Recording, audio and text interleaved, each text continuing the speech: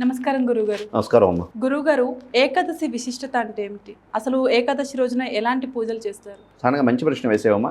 ఏకాదశి సర్వపాపహరం అంటే ఏకాదశి పర్వదినం ఒక్కటి చేస్తే సకల పాపాలు కూడా పోగొడుతుంది అని. సకల పాపహరం విశిష్టత ఏకాదశి. అందుకే ఏకాదశి పర్వదినం చాలా వైశిష్ట్యం కలిగింది. అందులో ఈ జూలై మాసంలో మనకు వస్తున్నటువంటి జూలై 25వ తేదీన తొలి ఏకాదశి అని మనం చేసుకుంటున్నాం. ఈ తొలి ఏకాదశి యొక్క వైశిష్ట్యం చాలా విశేషమైనటువంటిదమ్మా. ఎందుకు అంత వైశిష్ట్యం కలిగింది అంటే దాన్నే శయన ఏకాదశి అని కూడా పిలుస్తూ ఉంటారు. మనకి ప్రధానంగా అయనాలు రెండు, ఉత్తరాయణము, దక్షిణాయనము. ఉత్తరాయణ కాలం అంతా కూడా దేవతలకి ప్రాతకాలం, దక్షిణాయన కాలం అంతా దేవతలకి రాత్రి భాగం. మనకి ఆషాఢమాసం ప్రవేశించింది, ఇంకా పూరి జగన్నాథ స్వామి రథయాత్ర మొదలవుతున్నది అన్న 2-3 రోజులకి ముందుగానే అటు ఇటులో మనకి దక్షిణాయనం అనేది ప్రారంభం అయిపోతుంది. ఉత్తరాయణం వెళ్ళిపోయి దక్షిణాయనం అనేది మనకి ప్రారంభం అయిపోతుంది. దక్షిణాయనం మనకి వచ్చింది అంటే దేవతలకి రాత్రి భాగం ప్రారంభమైంది అన్నట్లుగా. అయితే అందులో విశేషం ఏంటి అంటే ఈ దక్షిణాయనం వెళ్ళిన తర్వాతే మనకి ఈ తొలి ఏకాదశి అనేది పర్వదినం అనేది వస్తూ ఉంటుంది.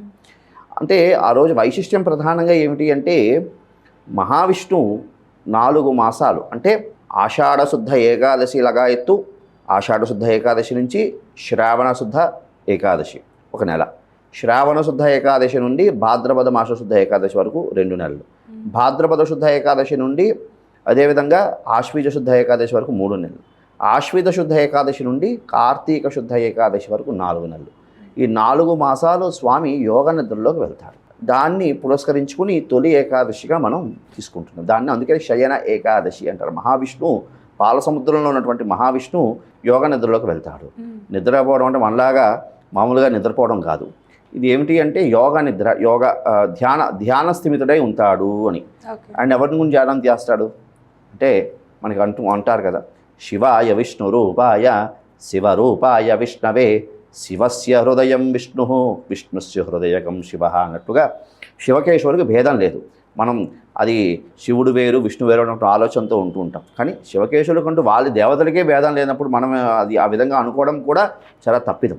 కాబట్టి ఆ విష్ణువు ఎవరిని ధ్యానం చేస్తుంటాడయ్యా అంటే శివుని ధ్యానం చేస్తాడు. కాబట్టి శివుడు ఎవరి గురించి ధ్యానం చేస్తాడు? రాముడు. అదే అంటారు మనకి, రాముడు ఒకసారి పార్వతీ అమ్మవారు అడుగుతుంది కదా పరమేశ్వరుడు, స్వామి నువ్వు ఎవరి గురించి ధ్యానం చేస్తావంటే ఇట్లా రాముడి గురించి ధ్యానం చేస్తుంటాడు. అట్లా మహావిష్ణువు యోగ నిద్రలో వెళ్తారు. స్వామి వైకుంఠంలో ఉన్నటువంటి ఆ వైకుంఠ నారాయణుడు మనకి యోగ నిద్రలోకి ప్రవేశిస్తాడు. కాబట్టి దాన్ని పురస్కరించుకుని మనకి శయన ఏకాదశి అని పిలుస్తూ ఉంటారు. అయితే ప్రధానంగా ఈ తొలి ఏకాదశి రోజు ఏమిటి చెయ్యాలి అంటే ప్రధానంగా ప్రాతకాలం నిద్రలేచి కాలకృత్య కార్యక్రమాలు, ఏదో ప్రాతకాలం అన్న కదా అని 8కో 9కో లేవడం కాదు.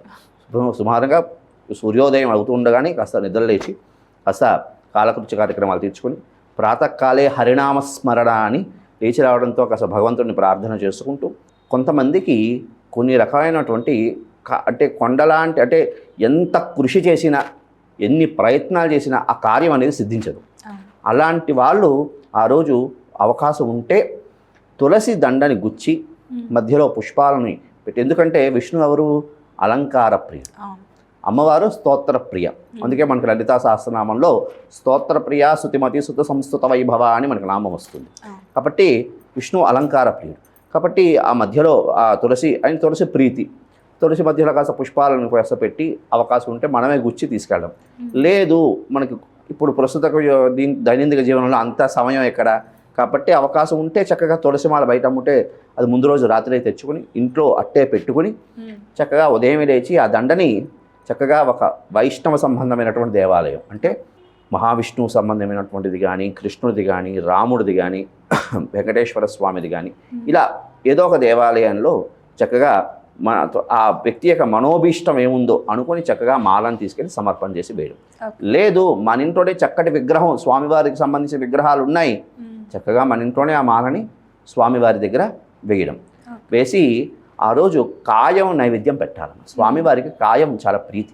కాయం అంటే ఏమిటి అని మీకు సందేహం రావచ్చు. కాయం అంటే ఏమీ లేదమ్మా, ఇప్పుడు మనకి చలివిడి అని చేస్తూ ఉంటారు. చలిమిడిలో మిరియాలు వేసి ఒక పదార్థం తయారు చేస్తారు, అది కాయం అంటారు. అది మహావిష్ణువుకి చాలా ప్రీతికరమైనటువంటి పదార్థం. అది స్వామివారికి నివేదన చేసి చక్కగా పిండి దీపంతో నెయ్యి అందులో నెయ్యి పోసి పిండి దీపం వెలిగించి చక్కగా స్వామివారికి తులసి పత్రులతో అర్చన చేసుకోవడం, లేదు అంటే శ్రీ సూక్తంతో విష్ణు సహస్రనామాన్ని సంపుటీకరణం చేయడం. అంటే ఇప్పుడు హిరణ్యవర్ణాం హరిణీం సువర్ణ అంటూ ఆ శ్రీ సూక్తాన్ని విష్ణు సహస్రనామంతో చక్కగా సంపుటీకరణం చేసి పారాయణ చేయడం. లేదు అవన్నీ కష్టం అంటే చక్కగా విష్ణు సహస్రనామం పారాయణ చేసుకోవడం. అది మాకు రాదు అంటే చక్కగా గోవిందనామాలు చదువుకోవడం. అది కూడా మాకు రాదు అంటే చక్కగా గోవిందా గోవిందా గోవిందా అంటూ ఆ విష్ణువుని చక్కగా స్మరణం చేసుకోవడం. ఈ విధంగా చేసుకుని చక్కగా ఆ పిండి దీపారాధన చేసి ఆ దీపం కొండెక్కిన తర్వాత చక్కగా ఆ కొండెక్కినటువంటి దీపాన్ని చక్కగా గోవుకు తినిపించడం, అంటే ఆవుకు తినిపించడం. ఈ విధంగా చేయడం ద్వారా విశేషమైనటువంటి గ్రహదోషాలని పరిహారం అయిపోతాయమ్మ. స్వామివారి యొక్క కృపకు పాత్రులు అవుతాం. ఇంకా మధ్యాహ్నకాలం ఆ రోజు ఉపవసించడం అనేది శ్రేష్టం. ఏకాదశి పర్వదినానికి ఎప్పుడు కూడా ఉపవసించాలి అని శాస్త్రం తెలియజేస్తుంది. ఎందుకు అంటే మనం చేసుకున్న పాపాలన్నీ కూడా అన్నాన్ని ఆశ్రయించుకుని ఉంటాయి కాబట్టి ఆ రోజు ఉపవసించాలి అన్నటువంటి శాస్త్రవచనం. ఇంకొకటి ఏమిటి అంటే ఆరోగ్యం, ఆత్మారాముడు లోపల బాగుంటేనే కదా మనం ఏమైనా చేయగలం. కాబట్టి కొంతమందికి ఆరోగ్యం సహకరించదు. అలాంటి వాళ్ళు ఏం చేస్తారు, ఏం చేయాలి, ఉపవాసం చేయాలంటే అయ్యేది కాదు. అలాంటి వాళ్ళు ఏం చేయాలి అంటే చక్కగా సాక్షాత్తు మహావిష్ణువే నారదుడు ఒకసారి చెప్పేట. స్వామి అడిగేట మన గురించే మనం అనుకుంటాం నారదుడు కలహప్రియుడు అని. ఆయన ఎక్కడ గొడవలు చేయడానికి నారాయణ నారాయణ అనుకుని వస్తూ ఇద్దరి మధ్య విభేదం పెడుతూ ఉంటాడు. కానీ ఆయన కలహప్రియుడని ఆయనకు పేరుంది. కానీ యొక్క కలియుగంలో మన యొక్క కష్టాలన్నీ స్వామివారికి తెలియజేసి మన కష్టాలను పోగొట్టే ఎన్నో కార్యాలు చేశాడని. దాన్ని మనకు ఉదాహరణకి సత్యనారాయణ స్వామి వారి వ్రతం అని ఇవన్నీ. అయితే ఇలాగే స్వామివారు ఒకసారి విషయాన్ని అడిగేట.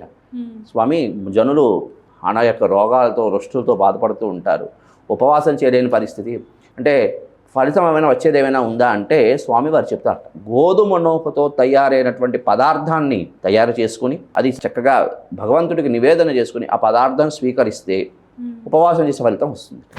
కాబట్టి అంతటి విశేషంగా ఆ ఫలితం వస్తుంది. కాబట్టి చక్కగా ఆ పదార్థాన్ని స్వామివారికి నివేదన చేసుకొని ఓపిక లేని వాళ్ళు, శక్తి లేని వారు, అనారోగ్యస్తులు, వీళ్ళు అనారోగ్యంతో ఉన్న వాళ్ళందరూ ఈ విధంగా చేసుకొని చక్కగా పరోపకారం ఇదం శరీరం అన్నట్లుగా చక్కగా వీలైతే నలుగురికి ఉపకారం చేస్తూ చక్కగా భగవద్నామ స్మరణ చేస్తూ ఆ రోజు అవకాశం ఉంటే సాయంకాలం పూట చక్కగా సత్యనారాయణ స్వామి వారి వ్రతాన్ని చేసుకోవడం, ఆ రోజుని భగవంతుడితో ఎక్కువగా సమీపంలో ఉంటూ సద్వినియోగం చేసుకోవడం అనేది ప్రధానమైనటువంటి ఒక విషయం అమ్మ.